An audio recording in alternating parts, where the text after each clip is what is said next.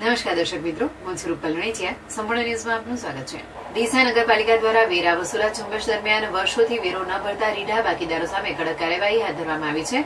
જેમાં ડીસાના ગવાડી વિસ્તારમાં 3 દુકાનો સીલ મારવામાં આવી છે, જ્યારે 5 મકાનોના નળ કનેક્શન કાપી નાખવામાં આવ્યા હતા. નગરપાલિકા દ્વારા અત્યાર સુધી 20 દુકાનો સીલ કરી તેમજ 20 થી વધુ મકાનોના નળ કનેક્શન કાપી નાખવામાં આવ્યા છે. નગરપાલિકા દ્વારા વેરા વસૂલાત કાર્યવાહી દરમિયાન બાકીદારોને નોટિસો પાઠવવામાં આવી હતી તેમજ વર્ષોથી વેરા ન ભરતા રીઢા બાકીદારોને નોટિસો પાઠવી સમય મર્યાદામાં વેરો ભરવા જણાવ્યું હતું. જેમાં કોમર્શિયલ મિલકતોને સીલ કરવાની તેમજ રહેણાંક મકાનોમાં પાણી જોડાણ કાપવાની ચીમકી આપવામાં આવી હતી. તેમ છતાં પણ અનેક મિલકતદારો વેરો ભરવા ન આવતા નગરપાલિકા દ્વારા સીલ મારવાની કાર્યવાહી હાથ ધરવામાં આવી હતી. ડીસા નગરપાલિકાના ટેક્સ ઇન્સ્પેક્ટર મનોજભાઈ પટેલ અને ઓફિસ સુપ્રિન્ટેન્ડન્ટ રાજેશભાઈ કોટક સહિતની ટીમ દ્વારા મિલકત વેરા વસૂલવા કડક ઝુંબેશ હાથ ધરાઈ છે. જેમાં અત્યાર સુધીમાં નગરપાલિકા દ્વારા કુલ 20 જેટલી દુકાનોને સીલ મારવામાં આવી છે, જ્યારે 20 થી વધુ મકાનોના નળ જોડાણ કાપી નાખવામાં આવ્યા છે.